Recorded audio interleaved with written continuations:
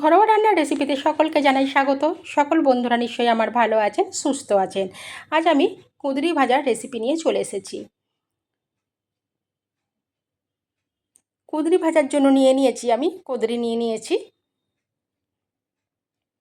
এবার এই কুঁদরিগুলো আমি দু সাইডটা একটু করে বাদ দিয়ে একটাকে 4 পিস করে নেব লম্বে। আপনারা অল্প পরিমাণ আলু দিতে পারেন, আমি আলু দেব না, শুধু কুঁদরিটাই ভাজা করব। এর সঙ্গে আলু দিলেও ভালো লাগে, এরম ছোট ছোট সরু সরু করে যদি আলু কেটে নেন তাহলেও ভালো লাগবে। কড়াটা গরম হয়ে গেছে, এখন আমি 2 চামচ সর্ষের তেল দিয়ে দিলাম আর দিয়ে দিচ্ছি 2টো চেরা কাঁচা লঙ্কা আর হাফ চামচ গোটা জিরে আর অল্প পরিমাণ সর্ষে, সাদা সর্ষে দিয়ে দিচ্ছি অল্প পরিমাণ। দিয়ে ফোড়নটা ভালো করে একটু ভেজে নেব।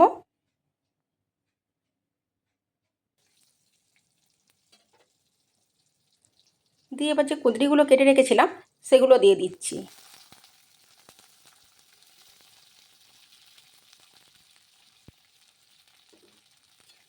যদি অল্প পরিমাণ আলু দেন, এটা একটু নাড়াচাড়া করে তারপরে এর সঙ্গে আলুগুলো দিয়ে দেবেন, কিন্তু শুধু কুঁদরি ভাজাও খেতে খুব ভালো লাগে। আমি এবার এর মধ্যে দিয়ে দিচ্ছি পরিমাণ মতো লবণ দিয়ে দিচ্ছি আর দিয়ে দিচ্ছি অল্প পরিমাণ হলুদের গুঁড়ো। দিয়ে বেশ এখন এটা ভালো করে মিশিয়ে নেব। আমি কাটার পর কোনো রকম লবণ বা হলুদ আমি মাখিয়ে রেখেছিলাম না, আমি কড়ার মধ্যে দেওয়ার পরই এখানে লবণ আর হলুদটা দিয়ে মিশিয়ে নিলাম ভালো করে।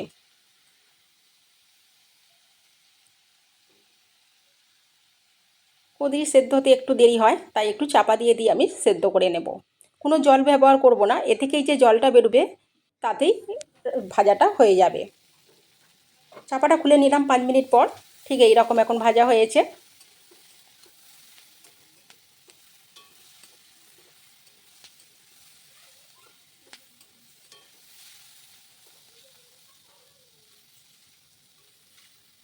অনেকটাই সেদ্ধ হয়ে গেছে। আমি এখন আবারও একটু নাড়াচাড়া করে নিয়ে চাপা দিয়ে রাখবো। আমি 5 মিনিটের মতো চাপা দিয়ে রেখেছিলাম, খোলার পর এইরকম হয়েছে। এখন আমি আবারও একটু চাপা দিয়ে রাখছি। এইভাবে কুঁদরি ভাজা করলে খুবই খেতে ভালো লাগে। আমি আরও 3 মিনিট চাপা দিয়ে রেখেছিলাম, দিয়ে চাপাটা খুলে নিলাম। দেখুন ঠিক এরকম ভাজা হয়ে গেছে, অনেকটাই ভালো করে ভাজা হয়ে গেছে এখন, আর সিদ্ধও হয়ে গেছে। এইভাবে একবার কুঁদরি ভাজা করে রুটির সঙ্গে খেয়ে দেখবেন, খুব ভালো লাগে। ভাত রুটির সঙ্গে খুবই ভালো লাগে।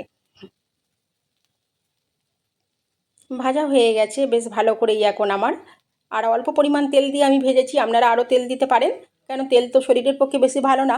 তাই আমি এখানে 2 চামচ সর্ষের তেল দিয়েই চাপা দিয়ে বেশ ভালো করে আমি কুঁদরিটা ভেজে নিলাম। যদি না খেয়ে থাকেন রুটির সঙ্গে, একবার অবশ্যই খেয়ে দেখবেন, খুব ভালো লাগবে। এটা হাই ফ্লেম বা মিডিয়াম ফ্লেম দিলে একদমই হবে না, লো ফ্লেমে রেখেই এটাকে ভাজতে হবে। এবার এর মধ্যে দিয়ে দেব 1 চামচ গুঁড়ো মশলা। তার মধ্যে আছে এটা 2টো শুকনো লঙ্কা আর গোটা জিরে হাফ চামচ আমি শুকনো খোলায় নেড়ে গুঁড়ো করে নিয়েছি, সেটা দিয়ে দিলাম। এই মশলাটা দিলেই তবে স্বাদটা কিন্তু অনেক বেড়ে যাবে। আমি কোনো গুঁড়ো লঙ্কা ব্যবহার করিনি, শুকনো লঙ্কাই ব্যবহার করেছি।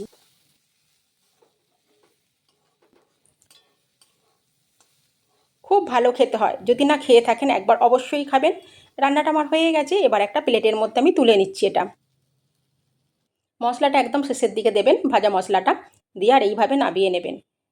একবার রান্না করে খেয়ে অবশ্যই জানাবেন কেমন লাগলো। ভালো থাকবেন, সুস্থ থাকবেন আর সাবধানে থাকবেন।